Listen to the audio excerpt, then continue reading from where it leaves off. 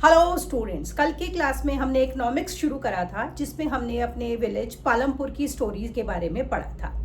आज की क्लास में हम करेंगे कि जो प्रोडक्शन होती है, जिसे हम हिंदी में उत्पादन बोलते हैं, उसके लिए हमें किन किन रिसोर्सेज की ज़रूरत होती है।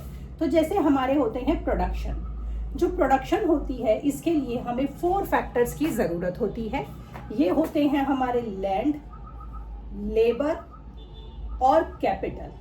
आपकी 9th क्लास की बुक्स में सिर्फ 3 फैक्टर्स दिए गए हैं, लैंड, लेबर और कैपिटल। एक चौथा फैक्टर भी होता है जिसे हम बोलते हैं एंटरप्रेन्योर। एंटरप्रेन्योर जो होता है हमारा, वो हमारा हिस्सा होता है, या हम बोले कि वो एक चेन होता है जो कि इन बाकी तीनों को इकट्ठा करता है।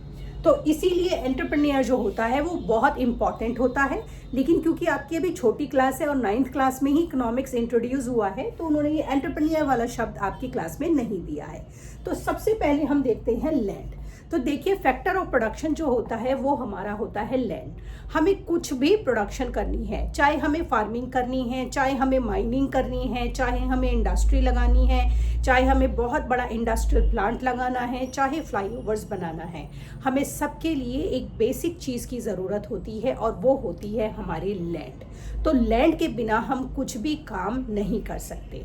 तो जब हम प्रोडक्शन की बात सोचते हैं तो जो सबसे पहला फैक्टर हमारे लिए सबसे इम्पॉर्टेंट होता है वो होता है हमारा लैंड।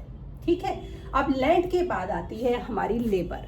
तो देखिए, अब जब हमने लैंड लिया, लैंड पर चाहे आप फार्मिंग करें, जैसे कि हमें फार्मिंग के लिए मेहनत करनी पड़ेगी, प्लोइंग करना पड़ेगा, लेवलिंग करनी पड़ेगी, हम स्टेप बाय स्टेप सारे स्टेप्स करेंगे, चाहे हम अपना इंडस्ट्रियल प्लांट लगाएं, हम सब चीज़ों को कलेक्ट करेंगे, बड़ी बड़ी इंडस्ट्रियल मशीन्स खरीदेंगे, फिर लगाएंगे, कुछ भी हम करें, हमें लेबर की ज़रूरत पड़ेगी। लेबर मतलब हम इसको साधारण भाषा में बोले तो इंसानी मेहनत। इंसानी मेहनत जिसके ज़रिए आप मशीनों को चलवाएंगे, ह्यूमंस के ज़रिए, या जो भी हम अपना हार्ड वर्क से रिलेटेड काम करेंगे, तो हमें चाहिए हमारा लेबर। तीसरा फैक्टर आता है हमारा कैपिटल। कैपिटल होता है उसमें जो भी आप पूंजी, से हम हिंदी में बोलते हैं, जो भी आप उसके अंदर पूंजी लगाएंगे। अब जो ये कैपिटल होती है आपकी 2 तरह की होती है। ये होती है आपकी वर्किंग कैपिटल और एक होती है आपकी फिजिकल कैपिटल। तो वर्किंग कैपिटल और फिजिकल कैपिटल में क्या अंतर होता है, पहले इसे समझते हैं। देखिए, फिजिकल कैपिटल जो होती है हमारी, वो कैपिटल होती है, इसमें हम वो अमाउंट की या वो चीज़ें गिनते हैं जो कि आप लंबे समय तक के लिए यूज़ करने वाले हैं। जैसे अगर आप फार्मिंग कर रहे हैं तो आपने ट्रैक्टर खरीद लिया, तो ट्रैक्टर खरीदने में जो आपका पैसा लगा, उससे जो आपने ट्रैक्टर खरीदा, that is considered as physical capital. Physical मतलब वो आपको फिजिकल फॉर्म में दिख रहा है कि हमने अपने पैसे खर्च करके ट्रैक्टर खरीदा है। इसी तरह अगर हमें माइनिंग करनी है तो हमें ड्रिल मशीन्स चाहिए, और अगर हमें फ्लाईओवर्स बनाने हैं तो भी हमें अलग अलग तरीके की मशीन्स चाहिए, हमें इंडस्ट्रियल प्लांट्स लगाने हैं तो भी हम बड़ी सारी अलग अलग तरीके की मशीनें खरीदेंगे। तो फिजिकल कैपिटल मतलब हमारा वो अमाउंट जो कि हम उन चीज़ों में लगा रहे हैं जिसे हम आने वाले समय में लंबे समय तक के लिए यूज़ करेंगे, और जो हमें एट प्रेजेंट दिख रही है, हमारे सामने है कि भाई हमने इन चीज़ों में अपना पैसा लगाया। ठीक, दूसरा आता है हमारा वर्किंग कैपिटल। वर्किंग कैपिटल क्या होता है? वर्किंग कैपिटल वो होता है कि जब आप कोई भी प्रोडक्टिव एक्टिविटी कर रहे हैं, कोई भी प्रोडक्टिव एक्टिविटी, तो हमें रोज़मर्रा में बहुत सारी चीज़ों में पैसे खर्च करने पड़ते हैं। ये पैसे कैसे हो सकते हैं कि जैसे मान लीजिए आप प्रोडक्शन कर रहे हैं, मान लीजिए आप गेहूं से आटा ही बना रहे हैं, सिंपल सा हम एग्जाम्पल ले लेते हैं। तो जब आप सिंपल ये काम करेंगे, सबसे सिंपल हमने एग्जाम्पल लिया है, तो हमने क्या करा, हमने फार्मर से बल्क में गेहूँ खरीद लिया और अपने उसे गोडाउन में अपना हमने उसे रख लिया। अब हमें क्या चाहिएगा इसके लिए, वर्किंग कैपिटल। अब देखिए, जैसे कि वो गोडाउन तक आया, उसका ट्रांसपोर्टेशन कॉस्ट, गोडाउन से आपने अपने फैक्ट्री तक पहुंचाया, फैक्ट्री में आपने वो जितना भी वो बोरीज में या सिलोज में पैक था उसको आपने मशीनों में डाला, फिर मशीनों में डालने के बाद हमने उसको पीसने के बाद हमने उसको पैक कराया। तो पैक कराया, जैसे कि इसके लिए हमें जो भी लेबर कॉस्ट आएगी, जो हमारी लेबर है, इस सब के लिए उसको एक बेहतर स्पेस चाहिए, साफ़ सुथरा स्पेस चाहिए, हमें पावर चाहिए, इलेक्ट्रिसिटी चाहिए, बिजली चाहिए, अब हमें एक जगह से दूसरी जगह सामान ले जाने के लिए, ट्रांसपोर्टेशन के लिए ट्रक, टेम्पो, जितने भी हमारे वर्क की रिक्वायरमेंट है उस हिसाब से हमें व्हीकल्स चाहिए। रोज़मर्रा के खर्चे हो गए जो हमारी लेबर के होते हैं, कि जैसे उनके कोई चोट लग गई है, कोई उनका चाय का खर्चा है, या और भी हम बोलें कि पैकेजिंग का खर्चा है, पेपर का खर्चा है, कुछ भी इंडस्ट्रियल एक्टिविटी में जो भी हमारे छोटे मोटे खर्चे होते हैं, चाहे वो स्टेशनरी के हैं, चाहे पैकिंग के हैं, कुछ भी रिलेटेड हमारे छोटे मोटे खर्चे, उन्हें हम वर्किंग कैपिटल के अंदर डाल देते हैं। अब इन तीनों फैक्टर ऑफ प्रोडक्शन को, लैंड, लेबर और कैपिटल को जो पर्सन इकट्ठा करता है उसे हम एंटरप्रेन्योर बोलते हैं। क्यों करता है एंटरप्रेन्योर इन तीनों फैक्टर्स को इकट्ठा? देखिए, जिसकी लैंड होती है, चाहे आपकी अपनी पर्सनल लैंड है या आपने प्रोडक्टिव एक्टिविटी के लिए किसी की लैंड को किराए पे लिया है, तो जिसकी लैंड होती है उसे लैंड के ऊपर किराया मिल जाता है। जो लेबर लगाता है, जैसे कि मजदूर हो गए, या हमारे टेक्निकल हेड हो गए, या हमारे टेक्निकल टीम हो गई, प्रोडक्टिव टीम हो गई, फाइनेंस टीम हो गई, जो भी हमारी लेबर है, इंसानी मेहनत है, उनको हम वेजेस या सैलरीज देते हैं।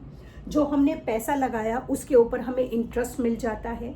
अब इन तीनों चीज़ों को, तीनों फैक्टर ऑफ प्रोडक्शन को जो पर्सन इकट्ठा करता है उसे हम एंटरप्रेन्योर बोलते हैं। एंटरप्रेन्योर को क्या मिलता है कि वो क्यों करे ये सारी चीज़ें। अब आप ये देखें ना कि मान लीजिए किसी की लैंड है, उस लैंड पर मान लीजिए फार्मर की खुद की लैंड है, तो फार्मर ही एंटरप्रेन्योर हो गया। क्यों हो गया? क्योंकि वो सारी चीज़ें खुद कर रहा है, वो सारे छोटे मोटे खर्चे भी खुद कर रहा है, लेबर भी लगा रहा है, ज़मीन उसकी है। तो अब एंटरप्रेन्योर को क्या मिलता है इसके बदले में? एंटरप्रेन्योर को इसके बदले में मिलता है प्रॉफिट। तो लैंड वाले को क्या मिल जाता है? लैंड के ऊपर क्या मिल जाता है? रेंट। लेबर को क्या मिल जाती है? वेजेस या सैलरीज हम शब्द बोलते हैं। कैपिटल वाले को क्या मिल जाएगा? इंटरेस्ट। और एंटरप्रेन्योर को क्या मिलेगा? प्रॉफिट। तो एंटरप्रेन्योर ये सारे फैक्टर ऑफ प्रोडक्शन किस लिए इकट्ठा करेगा? वो इकट्ठा करेगा प्रॉफिट कमाने के लिए। अभी मैंने आपको प्रोडक्टिव एक्टिविटी का एक छोटा सा एग्जांपल बताया कि मान लीजिए फार्मर ही अपने लैंड पर प्रोडक्शन कर रहा है, तो ये सारे फैक्टर फार्मर इकट्ठे कर रहा है। अब मान लीजिए एक बहुत बड़ा मिल मालिक है और उसने क्या किया, उसने अपनी मिल में मान लीजिए कॉटन की प्रोडक्शन के लिए उसने यार्न का प्रोडक्शन करा कॉटन फार्मर से खरीद के। तो अब क्या हुआ, जो अब उसने कॉटन फार्मर से खरीदी तो फार्मर को जो उसने पैसा दिया, लेबर उसने इकट्ठी करी, उसने अपना जो भी छोटा मोटा रोज का खर्चा करा और फिर उससे यार्न बनवाया। उसने इतनी सारी प्रोसेस के अंदर अपनी एनर्जी को, अपने रिसोर्सेज को इन्वेस्ट किया। क्यों इन्वेस्ट किया? जिस कीमत पर उसने फार्मर से कॉटन के बॉल्स लिए थे, उसने उनको प्रोसेस करा, प्रोसेस करने के बाद यार्न बना और यार्न को उसने टेक्सटाइल इंडस्ट्रीज को बेच दिया। तो इन सारी प्रोसेस में जिस कीमत पर उसने वो कॉटन के बॉल्स लिए थे और जो यार्न था, इन सारी उसमें प्रोसेस में ये सारी चीज़ों के अलावा उसका क्या ऐड होता है? प्रॉफिट। क्योंकि हर पर्सन, कोई भी इकोनॉमिक एक्टिविटी क्या होती है?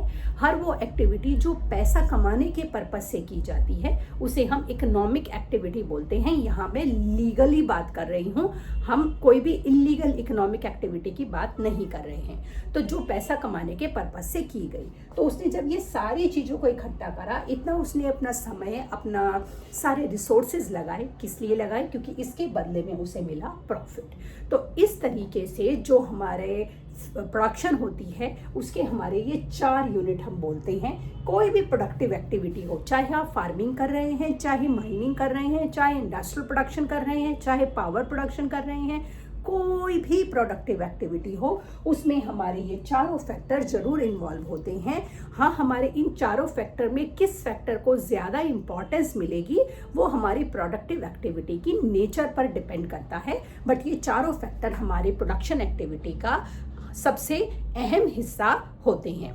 तो इस तरीके से प्रोडक्टिव एक्टिविटी करी जाती है पैसा कमाने के लिए। ठीक, आज की क्लास में हमने ये इकोनॉमिक एक्टिविटी का प्रोडक्शन फंक्शन समझा। कल की क्लास में नया टॉपिक समझेंगे। तब तक के लिए शुभ रात्रि।